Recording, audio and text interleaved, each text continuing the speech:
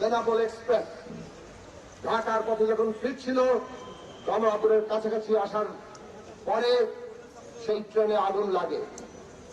কি মর্মান্তিক, হৃদয় বিদারক। আমরা 4 জনকে আগুনে পুড়ে নিহত হতে দেখলাম। আমাদের দুঃখ, শোক, আমাদের তীব্র ঘৃণা প্রকাশের কোনো ভাষা নেই। আমরা আগেই বলেছিলাম এই রকম নানান নাশকতার ঘটনা ঘটছে এবং এই ঘটনা কারা ঘটাচ্ছে সেগুলো খুঁজে বের করুন। আমরা স্বাধীন তদন্তের দাবি করেছি। আমরা এখনো দাবি করি এই ঘটনা নাশকতা নাকি দুর্ঘটনা সেটা আপনাদের তদন্ত করে বের করতে হবে এবং এদেরকে আইনের আওতায় এনে বিচারের মুখোমুখি করতে হবে।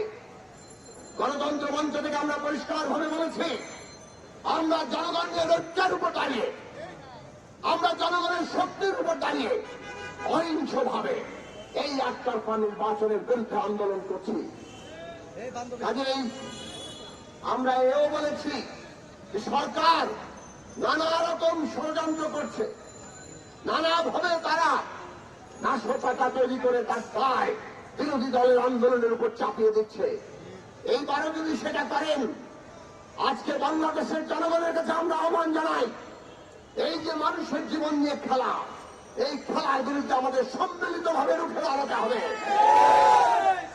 বন্ধুরা আমার, প্রধানমন্ত্রী বলেছেন দেশে যে গণতন্ত্র আছে সেটা প্রমাণ করার জন্য আগামীকাল ভোট কেন্দ্রে যান, ভোট দেন। দেশে কি গণতন্ত্র আছে? মানুষ কি ভোট দিতে পারে? আগামীকালও যে ভোট, ওটা মানুষের ভোট দেওয়া নয়। মানুষের ভোটের অধিকার, তার ভোটের কার্যকারিতা কেড়ে নিয়ে এরা ভোট নামক একটা তামাশা, একটা রঙ্গমঞ্চ তৈরি করেছে। কাজেই এই তামাশা রঙ্গমঞ্চে বাংলাদেশের মানুষ অংশ নেবে না এবং এইটাই আমাদেরকে আমাদের নীরব প্রতিবাদ হিসেবে প্রতিটি মানুষ ঘরে থেকে এই নীরব প্রতিবাদে অংশ নেবেন। আজকে তারা অনেক কিছু চেষ্টা করছে, কিভাবে মানুষকে হুমকি ধমকি দিয়ে ত্রাস সৃষ্টি করে ভোট কেন্দ্রে আনা যায়। তারা সমস্ত ভাতা কার্ড সেগুলো ইতিমধ্যেই কেড়ে নিয়েছে। 7 তারিখে ভোট দিয়ে নিয়ে যেতে বলেছে। তারা বলেছে জন্ম নিবন্ধন, চারিত্রিক সনদপত্র বা এমনকি নাগরিকত্বের যে কার্ড, নাগরিকত্বই নাকি থাকবে না। এই রকম হুমকি ধমকি দিয়ে বিরোধী দলের সদস্যদের পর্যন্ত ভোট কেন্দ্রে যাওয়ার নির্দেশ দিচ্ছে। এত আপনাদের দাপট, পুরো রাষ্ট্র শক্তি, পুলিশ বাহিনী সহ সমস্ত শক্তি আপনারা দাপট দেখিয়ে যাচ্ছেন। তারপরও ভয়ে কম্পমান, মানুষকে ভয় দেখানো ছাড়া ভোট কেন্দ্রে কাকপক্ষীও তারা নিতে পারে না। ঢাকা বিশ্ববিদ্যালয়ে ছাত্ররা, তাও অল্প সংখ্যক ছাত্র, তারা প্রতিবাদ করছে। মেরুদণ্ড সোজা করে আত্মমর্যাদা নিয়ে এই বিশ্ববিদ্যালয়ের গৌরবের ধারাবাহিকতায় আজকে তারা প্রতিবাদ করছে এই একতরফা নির্বাচনে।